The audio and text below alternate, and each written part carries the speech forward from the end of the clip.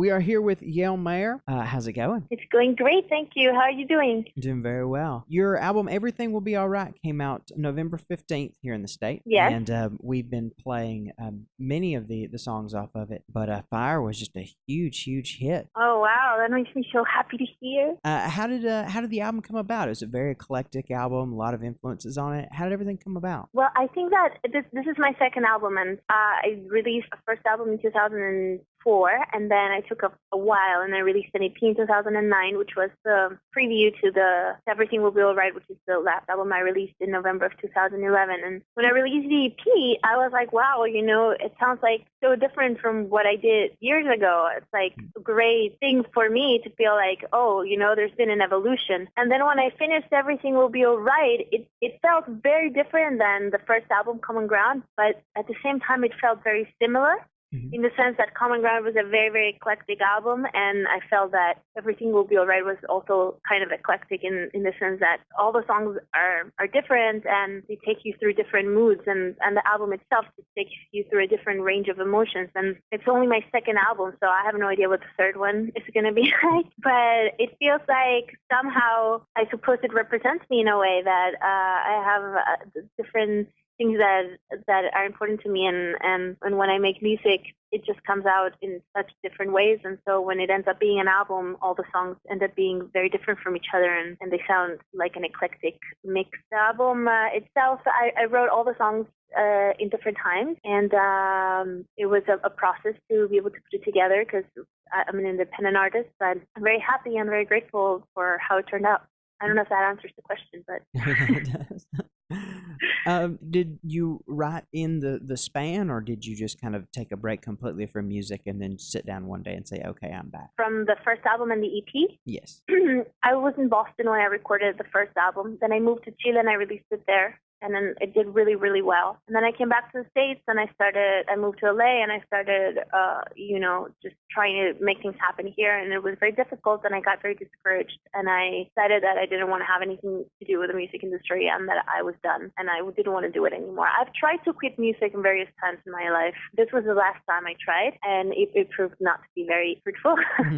And people kept telling me, you're going to go back to it, you're going to go back to it. And I was like, no way, I'm not going to. And in this time, I decided to just do other things. I decided to have a baby and just really distance myself from it. But I couldn't. I started writing a lot of music, and I started writing music for myself and not thinking who was going to hear it, how would this sound on the record, is this going to be something people are going to like, just writing music that I really wanted to write. And that's how I wrote the EP. And after my daughter was born, a few months after, I realized that music wasn't anything that I actually could quit, that it was a big part of who I was, and it was just in the essence of my being, and decided to embrace it and do whatever I needed to do and embrace the business aspect of it, which was always a struggle for me, and go full force. And that's when I recorded the EP, and we created Plea Records, which is the record label under which we're releasing all this music, and that's pretty much what started this later phase of music for me. You've had some success. Some of your songs have appeared on TV shows and commercials and things like that. Did you have a lot of success as far as people reacting to the music? Yeah, I think it's been really amazing. And I always say, artists, we play for the applauses. And what I mean by that is not that we need, people to,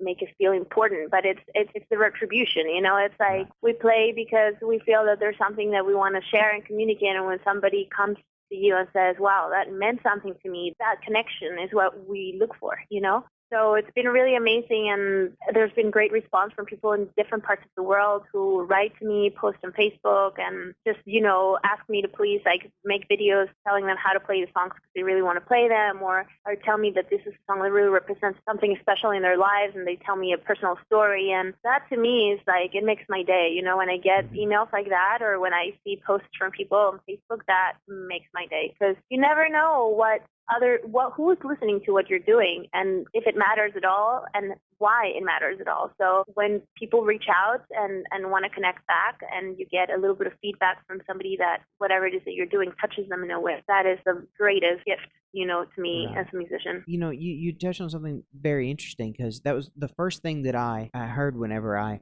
listened to the album, and the first thing that I wondered was how these songs come together, because there's not a clear, definitive instrument, at least not that I could hear. Whereas with a usual singer songwriter, it's an acoustic guitar or piano. There's a lot going on in those songs. I mean, where do they come from musically? Honestly, the good ones. Because I write very bad songs too. But the ones that at least I feel like, okay, this is something I want to share with other people, are not really songs that I can take credit for the most part. I mean, there's definitely a part that is work, but the most part of it is, I can be sitting down, I can be going to bed at 5 in the morning because I stay up really late at night, and as soon as I'm putting my head on the pillow, like a song will come into my head, and I have to get up and write the song. For example, Everything Will Be Alright is a song that I was actually putting my daughter to sleep, and it used to take a really long time, like an hour every night to do it, and it was like 30 or 40 minutes into it, and she still wasn't falling asleep, and this song just came into my head, the whole thing with the guitar part and the melody and the vocals and everything, and the lyrics, and I started to get really anxious because I needed to write the song and she wasn't falling asleep, and I didn't want to lose it, and if I don't write it right away, I lose it. I started praying quietly, please go to sleep, and as soon as she did, I got up and grabbed my guitar and just started to spit it all out, and I really try not to get in the way of the song and just spit out whatever is coming, even if it makes no sense, and really trust that it'll make sense eventually, which is very hard to do because there's a part of me that wants to interfere and give it shape. But I really try to separate the inspiration part from the craft part. And so I try to let the song come out by itself and just not interrupt that flow when it happens. And after it's done, then sit with the song, and then I intervene, and then I move things around. I play it over and over again. I start changing words and writing other paragraphs and fooling around and really working with it. But to me, the good songs write themselves out, and it's really a gift song that it's passing by, and I just happen to be there to snatch it before anybody else does, Has your daughter had a huge influence on your approach to music? I mean, has it changed your outlook as far as what music is and what it can be? It hasn't changed my outlook in what music is or can be. It has given me more focus and direction. It definitely changed my perspective as a person and how to apply myself to music, because I've always been a musician and I've always written music and I've always been an artist of sorts, but I could have just played music and do it for the fun of it forever. But when she was born, I realized that I was going to have to make a living doing something, and that something was going to take me away from her a lot. Right. And I needed to know that whatever was taking me away from her was something that was purposeful, that it was time well invested. And I didn't feel that anything would be time well invested except for making music. So it just made me focus more on the fact that this is not just something I did for fun, but it's something that I do as a profession, and that it had to work as a profession because I could not do it. And at the same time, I had to be able to provide also for my daughter. I'm married. I'm not the sole provider for my family, but I do contribute as 50% of this relationship. So it just made me more focused on my music as a career. It's difficult out there, especially in, maybe more so nowadays than in any other time. It's difficult to make ends meet as a musician. I'm sure there were times where you had to, really sweat to make sure that you were going to be able to contribute in a way. Was that something that, maybe led to you not wanting to do it on some level? Before I had her, yes. It's very competitive, and it's not always about how good the music is or how talented you are. There's many other contributing factors that are at times far more important than those. And it was very discouraging at one point, but not anymore, because I made a commitment to myself, that I was not going to give myself the opportunity to even think that way anymore. Like when you get married, I think, you decide, this is the person I'm going to spend my life with, and you stop looking, you stop questioning, is this the person, yes or no? Right. There comes a time where you just make that decision that this is going to be the person and you're going to make it work. And so I feel with music, I've had that kind of relationship for a very long time of like, is this what I'm supposed to do? Is this not? Yes, no. And to a point where I reached that I said, if I don't do it, I'm always going to be asking if this is the thing I'm supposed to be doing. And so I'm not going to ask it anymore, and I'm just going to do it. And I'm not going to allow myself to second guess myself anymore. And from that point on, I've just stuck to that. and I don't let myself go there, and this is what I do, and that's all there is to it. Well, again, we're here with Yael Meyer. I'm sorry. Yeah, perfect. The pronunciation, it's difficult to be in the independent music world right now because there's so many interesting names out there. But yeah, I always feel like I made a mistake. I should have come up with something cooler. No, it's great. I love it. It's charming. I've never once had to question how am I supposed to spell it or anything. It's just it's very beautiful. So oh, thank you so much. I love it. So what do you have going on now? So now we just released a remix album for Fire. Mm-hmm. So that's super exciting. It's a whole album by different artists and DJs from different parts of the world. One of the members of Arrested Development made a remix, and also one of the members of the band Lettuce also made a remix, and really great remix album, and it's free. We're giving the whole album away for free on Bandcamp and on SoundCloud. And we have like a really cool release schedule ahead because part of our plan is to make a video for each song on the record. So we're working on that. We're shooting new videos, and we already have one that is almost ready, and we're going to soon be releasing it probably in the next month or so for Used to Be, which is the next song that we're going to be promoting from the album. And actually on Sunday, I'm getting ready to go to Chile because I'm going to be performing at Lollapalooza there.